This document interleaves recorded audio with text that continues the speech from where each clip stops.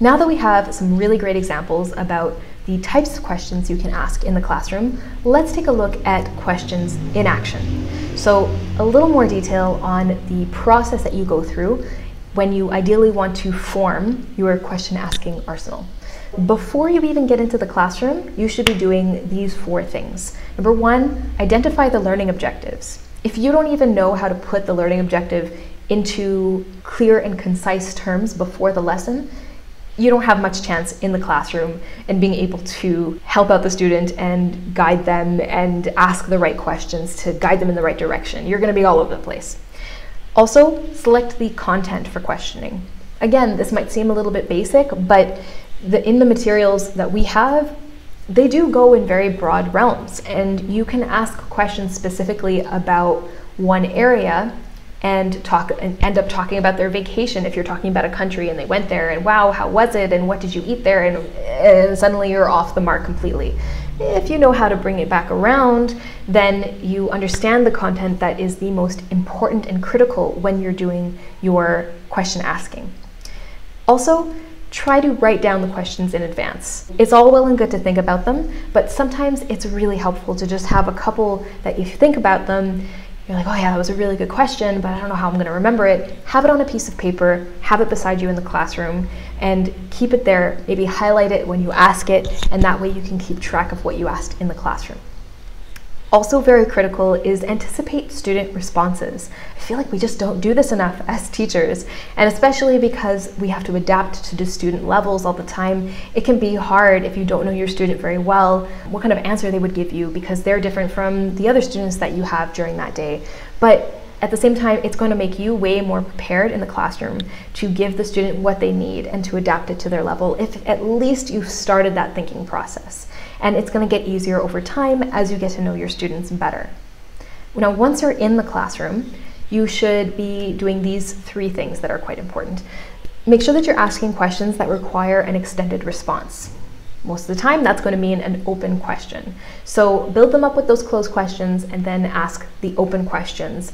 And getting them to answer with longer responses is not only eliciting language, which on the surface is just a good way to measure whether or not they're learning, but the content of their answers is going to help you assess if they're actually grasping that material.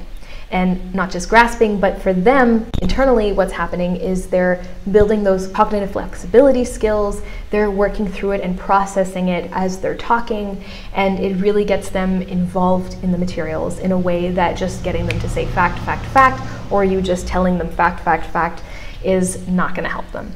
Also, make sure that you're responding to student questions. Be really intuitive. Most of us are, but sometimes you get in the classroom and maybe it's that the timing is off because there's an internet delay, but sometimes the student says something and then shrinks back down when you don't let them say their question. If they're asking questions, that's so great. I can't emphasize how great that is. It's doing half of your job for you, essentially, because it's showing you that they're getting the material and they're curious enough that they want to learn more about the materials. So really foster that question asking practice in your students. If you don't, the consequence is that they are probably going to close up and they're probably not going to be as excited to be in your classroom, and they're probably going to stop asking questions, because if you nip that in the bud, they're not going to have an opportunity to grow in that area. They're going to be taught that that's not what you do in my class. Finally, if the student isn't answering on the opposite spectrum, figure out ways to adapt. Don't just clam up. I watched a really painful class one time where the teacher asked a question, the student didn't know the answer, the 5 seconds of appropriate wait time passed, the 10 seconds passed, then 30 seconds. I left at a minute just because it was too painful and awkward. The teacher clearly knew that the student didn't know. The student clearly knew that the teacher knew that he didn't know. And it was just really unpleasant to see. So to avoid that, make sure that you are adapting yourself to the student, to make sure that you're reading their body language and you try to find and touch on something that is going to get them to respond. Finally, we're going to talk about what you do after.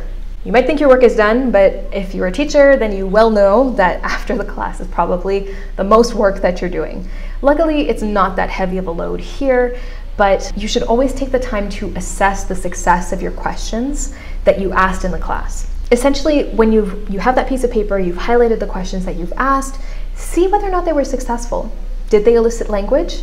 Did you get a student to give you an extended response? Did you have to repeat the question in 2 different ways until they understood what you were trying to say?